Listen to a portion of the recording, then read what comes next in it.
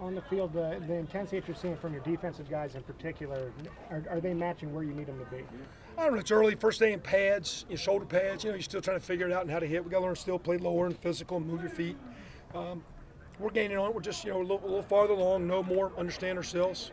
But for day 3, there's a lot in. It's okay, but it's still a long way from being good. We're trying to do a lot of situational things, not just learning defense, but learning how plays affect outcomes of games. Even early, we're learning right now how we want to play as a team and things that in kicking game that affect outcomes of games, offensive issues, when you move the ball but don't score, or when you've got them backed up and can you pin them in there, you create a scoring opportunity. So we're trying to teach a lot of that stuff, defense early, but until you really start going full, going tackling, you don't know what you got because it's subjective. Was he really down or not?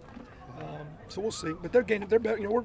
We're moving. There's a lot of work to do. We're not at the point of being a really good defense yet. And I don't know if this year will be a really good defense, but we got to learn how to play winning defense and how to work with the offense and special teams to help them play winning defense. That's how when you were doing 7-on-7. I mean, the defense had like a 12-6 lead. If you guys were keeping score a little bit, then when you went to third down, the offense rallied a bit, and you pointed that out to the defensive guys like, this is what we mean. This is when you need to get off the field. Yeah, and again, it's kind of subjective. I mean, but again, the way I did that, it was 3rd and 10. If the offense made a play, it was worth 2 points.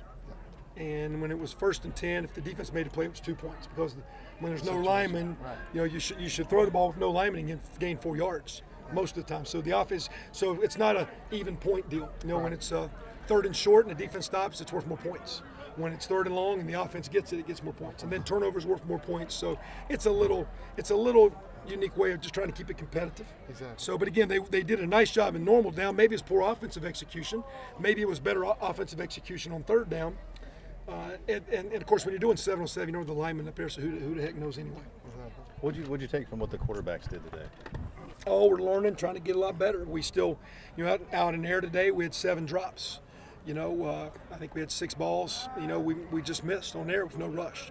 So in the basketball world, that's a layup. It's a dunk. You can't miss. When you're playing on air, you got to be out pushing 100%. Maybe you're never going to be, but the really good teams get close to it. So we got the ball on the ground too much, and that's a combination of receivers and quarterbacks. So okay, but still we got a lot going at them. It's not as good as we need it to be. But you can see they're all playing. We got the young kid in there, Nate, and he'll be okay, but he's spinning. Trey, you can see we're trying to force him. You saw once he might pull out and take off front. We're trying to force him. Set your feet, get the ball in space. And Cam, we're better at that position right now. It's still not as good as we're going to need it to be, though. And we're better with all 3. I mean, Trey's better. So he's better. But we need all of them to be better for how we need to play. The 2, later JUCO ads, Tim and Antonio. I know it's early, but what have you seen from them? Just kind of how are they? Out of shape. Tim was here a little bit, but out of shape. Not where you need to be. And I actually grabbed Stephen Houston. I said, you need to talk to these guys. Because a year ago, he showed up in July. And he was not very good in August, and we were coaching. He's looking at us like we're messed up, and we're yelling at him to go harder, and he's looking at us like we don't know what we're talking about. And he wasn't very good in August, and he was getting a little bit better in September, and by the time 4 games was over, by October, he was our best back. But that's why he ended up with 800 yards. He didn't really play the first 4 games. And I said, you need to talk to those guys about how to practice hard and go hard and listen to your coaches, because last year you thought we were screwed up, and you missed the first third of the season. And I said, you went because you were a late JUCO at. And so physically, okay, but a little out of shape and getting up to speed. So I'd like to think they're going to have some impact with special teams and team, but 3 days in, they're not close to what we want. So they need to work. They need a sense of urgency, and you hope they'll figure that out. Who's impressed you on true freshmen so far, among the guys that you brought in? What have you? The offensive linemen. The linemen on both sides are pretty good, man. Jerry's got, she's still thinking. Big Ralph is going to be okay, whether he plays as a young guy. He's a big old dude. He gets a little high, but he's a force. And Alex Todd, if you saw in the board drill, if you may call it that one, just wailed somebody back as strong as can be. The second line is basically freshmen, Spriggs and Feeney and Bailey. And, Wes Rogers had a slight injury to his foot, so that he's not went full go yet. He's probably a couple days in the next week before he's full go. But Wes would probably be our second team center.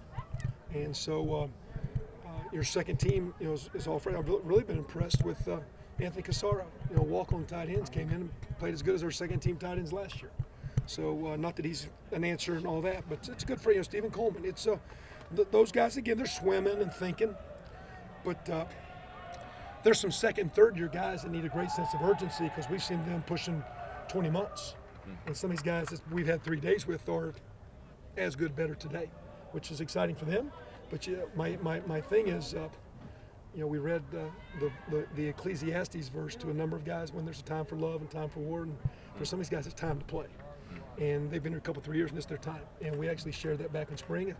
A summer in the preseason is time. So I'd like to see where some of those third-year guys that you guys have seen play a little bit, they really need to step up. Or if not, some of those second-team freshmen are going to be playing like last year's freshmen, whether it be a lot or as quality backups. And maybe backups your red shirt, maybe backups you get on the field.